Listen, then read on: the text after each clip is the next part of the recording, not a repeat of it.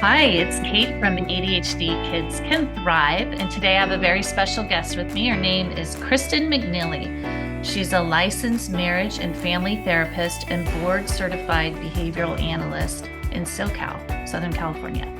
She works for a local school district as a behavioral specialist and runs a private practice where she consults with parents whose children experience both behavior challenges and anxiety. Kristen is a mom of 3 little ones and is passionate about advocating for parents of children with unique needs. Thank you for joining me, Kristen. I'm Thanks looking for forward to having me. this conversation. Me too. Okay, so let's start from the top. What does anxiety look like in children who have ADHD?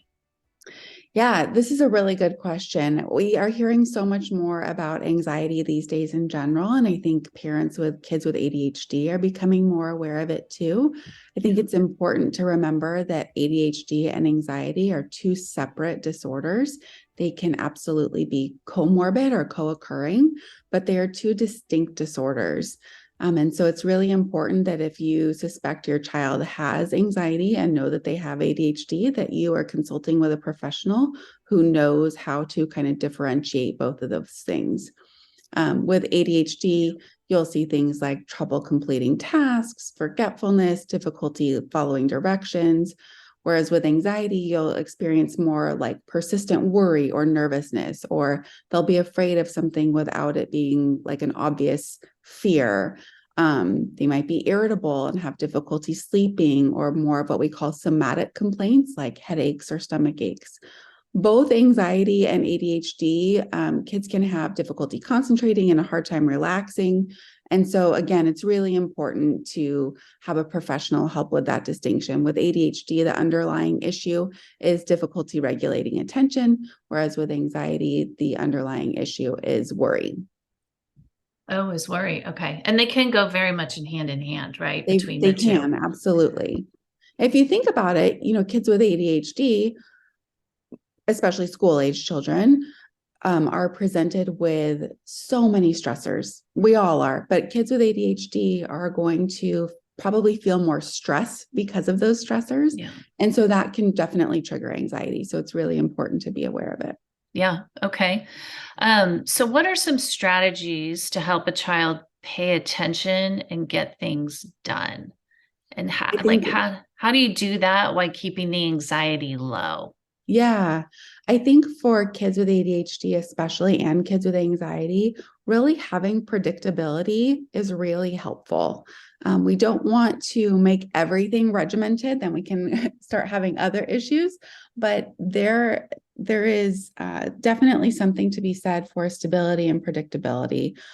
Things like schedules, visual tools like checklists that they can check off as they get things done, having a spot for everything that can be really helpful. I would say avoiding giving broad directions like go do your homework. Instead, be more specific, like get your math book out. Let's do your first few problems of math. So breaking things down into more manageable chunks rather than giving them a whole bunch of information at once. Yeah. Okay. And what is your philosophy on the list to do? Do you like them to be more visual, a I think visual that aid versus like a written task? Yeah, that's a great question. I think it really depends on the child and their abilities. If we have a younger student, 4, 5, 6, who can't read yet, then absolutely pictures are great. If they can read, I think writing out directions can be really helpful. Yeah. Sometimes kids do really well with like a sentence. Other times they just need a 1 word prompt. I think sometimes it just has to do with your specific child and kind of trial and error figuring out what works best for them. Yeah. Okay. So if you have an ADHD child and you're trying to just keep that anxiety from overcoming a child, because it can be stressful to have Yeah, ADHD and get yeah. through, especially homework and chores. So the more is that what you're saying? More structure, more Yeah, lists, more yeah. prompting. Trying to give it some more structure. And predictability. Things like timers can be really helpful as well. So they understand that there's an end in sight. So if you are going to ask them to go do chores, let's say you need them to clean up their room, say, I'm going to set a timer for 10 minutes. We're going to do as much as we can. I actually find for myself that, and I do not have ADHD, but I've started setting timers as like a limit for myself. Like I could get lost in cleaning my house, right? It's that Right. if you give a mouse a cookie. So I'm going to clean the dishes and then, oh, I noticed that this has to get put away. So I'm going to go put that away. And while I'm putting that away, I see that this area needs to be vacuumed. So let me vacuum it. And you get down this rabbit hole and you could spend hours. And so I think it's nice to kind of set them up for success, knowing that there is an end in sight. So we're going to set this timer for 10 minutes. We're going to get done whatever we can get done. And then we're going to take a break. Yeah. Okay. And I found in my own experience too, that helps just lessen the anxiety because it doesn't feel like an overwhelming task. Exactly. Because you put it into like a 10-minute window. Yep. Or what have you. Yeah. Okay. So how do you help a parent reconcile the behaviors that they're trying to change and develop in their child without pressuring them? Like the change, so that we talked about this a little bit before we talked. So the culture of education in the United States and probably in a lot of places is around the world is there's an academic standard that every kid must meet, regardless if you have ADHD or anxiety. And so the dance for a parent at home becomes, how do you help that child meet the academic standards without increasing their or managing their anxiety so they don't feel so overwhelmed, because the parent doesn't have control and the child doesn't have control over what the academic standards are. Yeah, absolutely. So they have to like fit into this box, but it can drive a child's anxiety. So how do you manage that? Yeah, gosh, I think that there are really several different ways to answer this question. A couple of things that come to my mind are one, I think that as parents, we can model so much a healthy perspective on school. So I remember, for example, being in school and I was a straight A student, and if I didn't get an A on a test, it was the end of the world. And I don't want my kids feeling that way. And so I've really shifted in my parenting to praising their effort. I will absolutely still tell them they did a great job if they do well on something, but I also just make sure I really emphasize, gosh, you worked really hard. I saw that you were practicing that before your test. And really reinforcing over and over and over again, your best is always enough.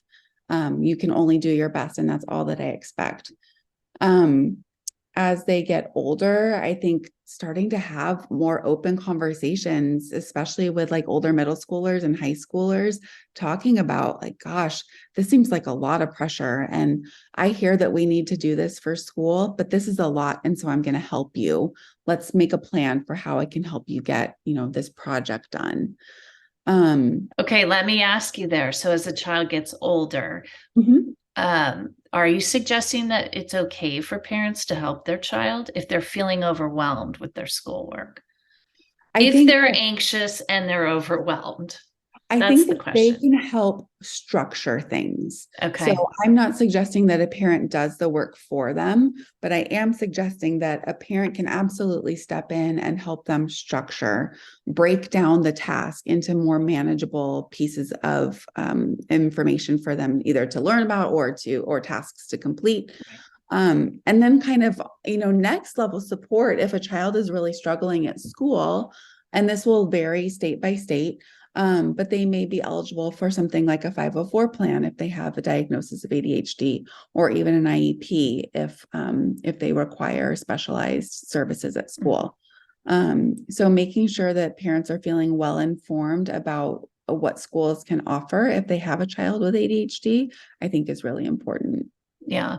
And making sure you have the supports. But even with the supports in place, it isn't always 100% supportive. Absolutely. And I think the mixed messaging is when you have a child with ADHD, again, you're looking outside of what the typical parent guidance is, right? Yeah.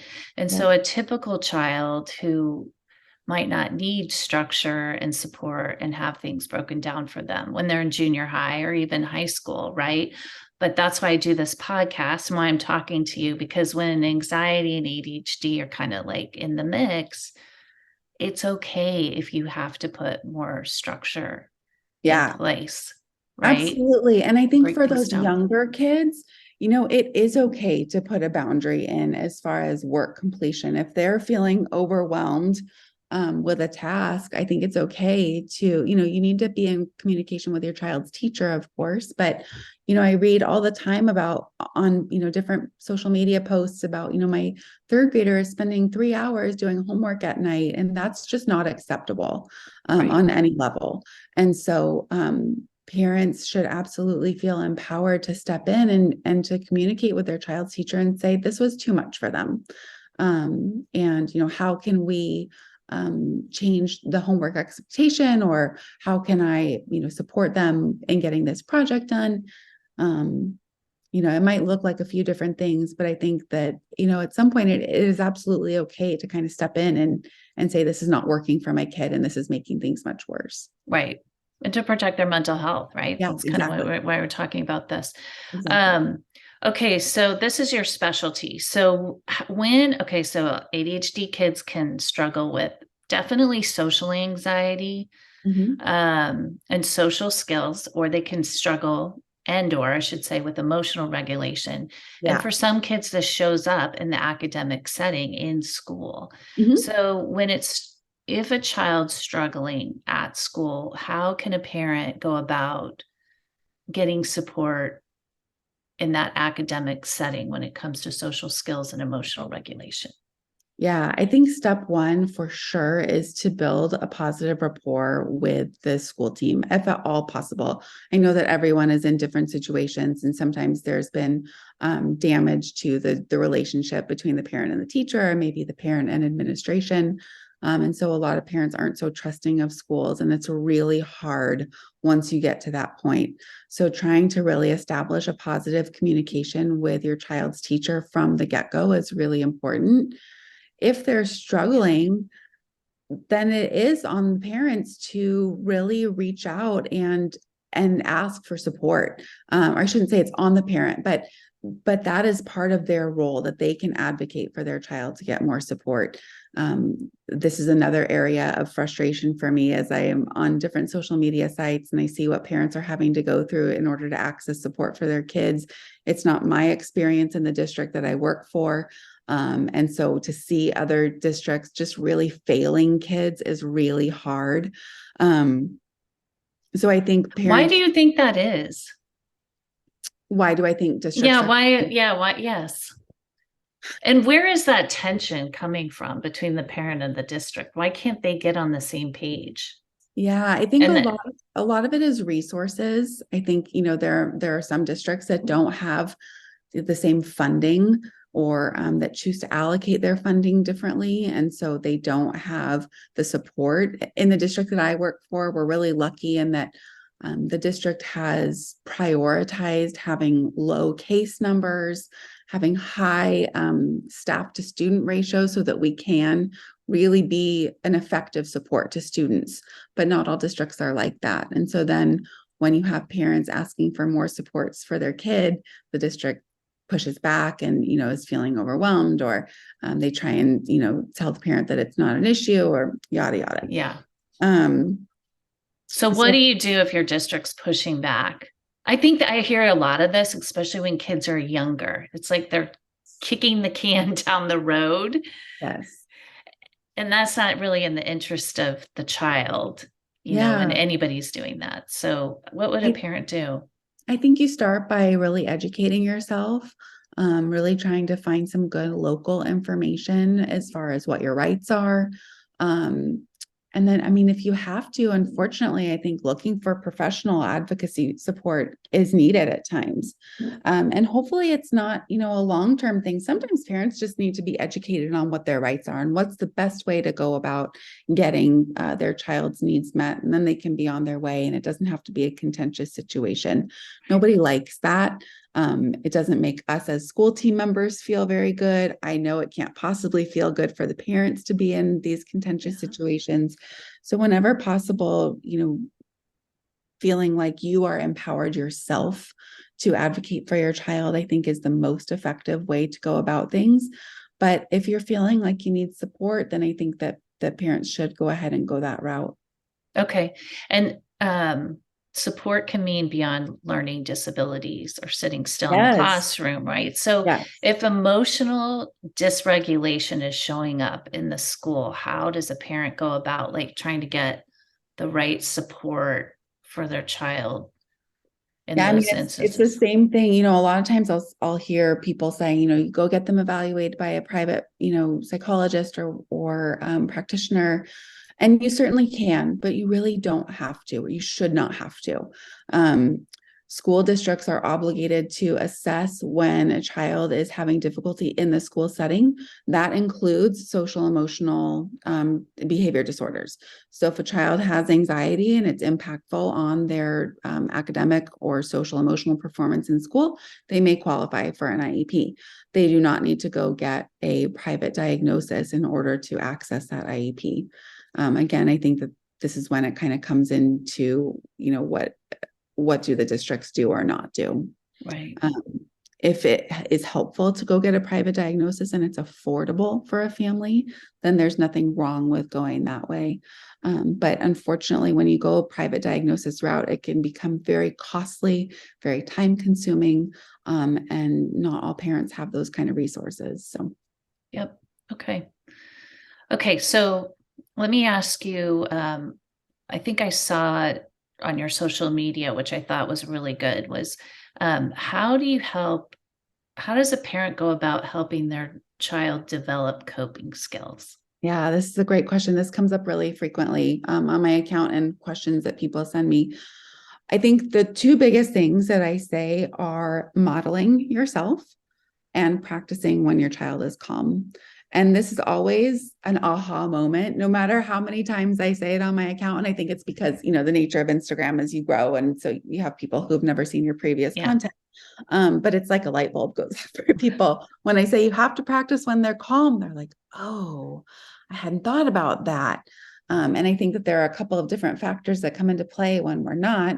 One is that asking a child to use a coping skill when they're severely dysregulated is like asking them to do a math test when they're significantly dysregulated. It's a skill, and asking them to do any kind of skill when they're so upset is generally not going to go well. And the other thing for kids who have parents or teachers or caregivers who are asking them to use coping skills when they're only upset, you're now pairing this direction with this state of dysregulation. And so it becomes very aversive to kids in a behavior sense. So it's really important to find lots of times throughout the day when kids are calm and regulated to be asking them to practice taking some deep breaths, practice counting to 10, practice using a mantra, and then providing praise or other kind of reinforcement if necessary for them doing it. So those are the really important things when you want to build a skill set of a repertoire of coping skills. Yeah. You do it when they're calm, and Yeah. you have to try to not escalate when they're escalating. Yes, It's an absolutely. opposite action, right? Yes. And it Yes. can be very difficult to do, but it's incredibly important to Yeah, do it really is. for It really is. parents. You have to be the adult in the room. Yeah. And I think, just on that note, I think one of the things that I really struggle with on social media right now, too, is this idea that when a child is dysregulated and a parent is triggered, that the parent needs to stay with the child at all times to help them, co-regulate or what have you. And I just want it to be really clear for parents that it is okay to step away. It would be better for you to step away and collect yourself than to parent out of a place of dysregulation in yourself. I think that parents right now are just feeling so much pressure to stay with their kids through every single moment of dysregulation, and that is just Yeah. not realistic. So Yeah. And it can probably be helpful if you step away. yeah, and you're modeling. Yeah. I've done it myself. I've said, I need to take a break for a second. I'm going to go take some deep breaths, and then I will come back and we can talk again. And that is good modeling. Right. That's great. Okay. And supportive statements too, along that way. Okay. So when school anxiety hits a child, what do parents do when a child doesn't, like, school refusal comes into play, that kind of thing? That can be very scary, very frustrating, and Yes. parents can feel very hopeless. Yes. What do they do? I don't think that I can say emphatically enough that if your child is beginning to show signs of school refusal, they need support. School refusal is a really big deal, and it tends to not get better on its own. It tends to get much, much worse.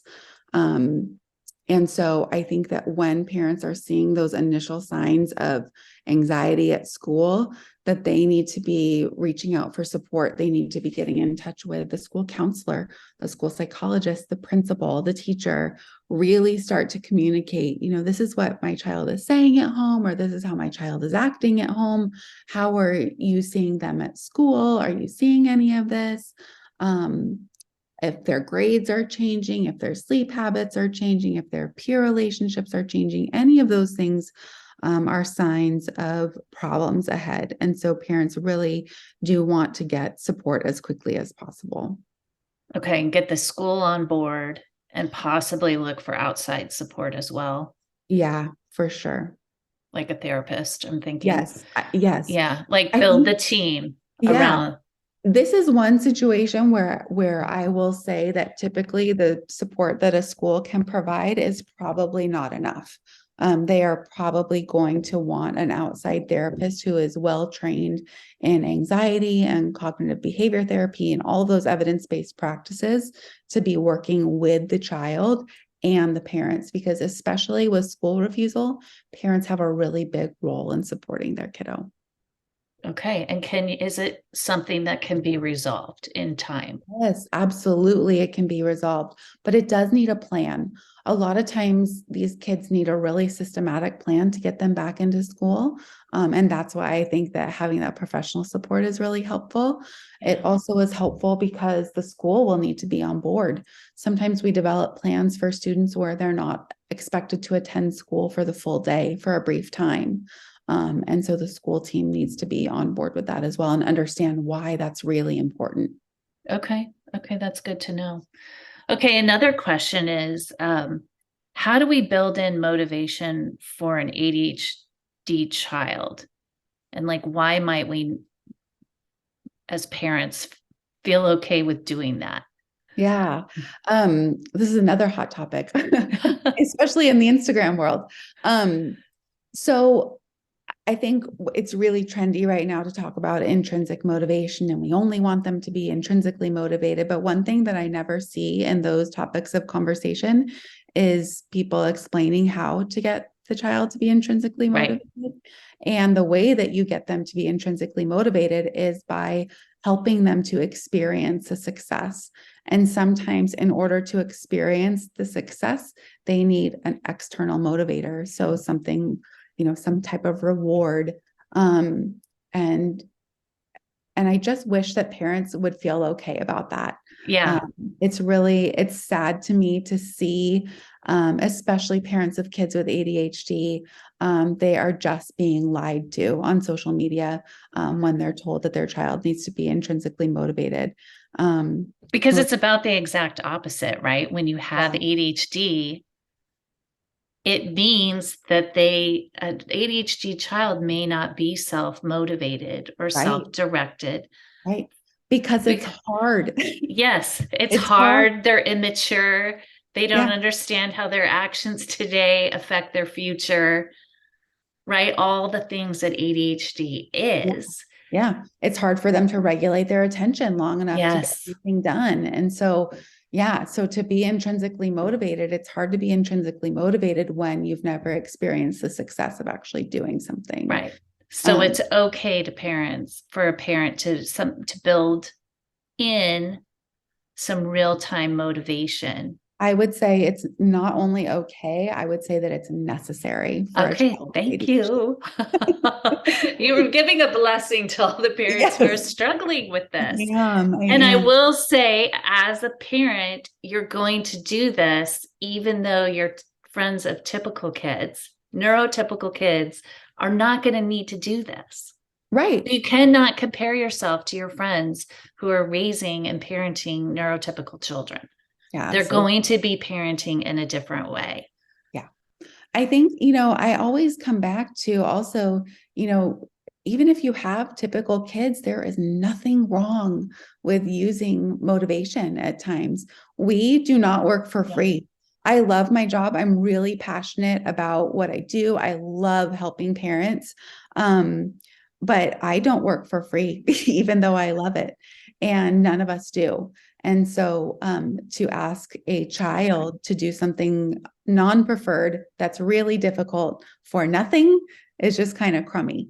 And so I think if you kind of look at it from that light, it might help parents feel a little bit better about Yeah. it. Okay. So what are some ways that you could build in motivation? Let's think of chores. Like I feel like chores for any kid are really boring and dull Mhm. and may not seem necessary in their little world, right? So what would be a way a parent could build in a motivation to Yeah, help their child learn these skills of like cleaning up or yep, cleaning their bedroom or yeah, whatever you're vacuuming the floor, whatever skill you're trying to teach them? right. What's like a motivation that a parent could build that isn't like um, something huge, but like Yeah. small little incentives? Yeah. Well, I think sometimes it's just a matter of scheduling things strategically, right? So let's say on the weekend you're planning on going to the park, but you really need your kid to, spend a little bit of time cleaning up their room. It's a simple first then. So first we're going to spend 10 minutes cleaning up your room, and then we're going to go to the park. Also, making it fun for them. So let's put on some music. Let's see who can pick up 20 things first. Let's see if we can finish before the timer goes off. All those different, kind Oh of yeah, the games. Yeah. qualities of for chores, I think can be really helpful. And don't be afraid to get in on it with them. Yes, we want to build their independence, and there is a time for that. But when we're starting with a new skill or even just trying to increase independence, it's okay to start out kind of participating with them. Yeah. And there's a lot of topic about body doubling. ADHD kids and adults need body doubling to kind of Uh-huh. help keep them motivated to do Yeah. tasks. And Yeah. so in a family, it's a sibling or a parent who's Yeah. doing that, right? Yep. Definitely. Yeah. Okay. So that's great advice. All right, Kristen, as we wrap up, what is like your words of wisdom for parents who are trying to help their anxious ADHD child get through school and life? Yeah, I think, the biggest thing I would say at this point with what I know about what parents are experiencing and what I see on different social media platforms is don't be afraid to get professional support. I think that we really have started to undervalue individualized support. Instagram has some great therapists and content producers, but we are not providing therapy. We are providing tips and tricks and sometimes really good context for when to use those things and how to use those things, but we don't know your child or your family circumstances or your history, and a therapist would. And so I think that it's really important if you have a child who's struggling with anxiety, the sooner we intervene with these kids, the better. The sooner that they can develop coping skills at a younger age where they can become much more ingrained, the better. And so I hope that parents won't shy away from getting that individualized support that can just be so incredibly helpful and can be the difference in 6 months of treatment versus 6 years of treatment. So. Yeah, that's great advice. I think speaking of social media too, there's a lot of, you see talk with your ADHD child that you just need to learn. The parent needs skills, which is Yeah. definitely a part of it. But when anxiety takes over, that is when you absolutely need your skill set as a parent can go only so far. Yeah. And you need, like you said, your words of wisdom to seek outside support to help support the family and the parent and the child, right? And to help ease the anxiety that that child's feeling at that time and make a plan. Exactly. Right? Everything you said. Okay, I've learned well in this podcast session. So, yeah, thank you. So thank you for sharing your expertise and your wisdom, and we appreciate it. Thanks so much for having me.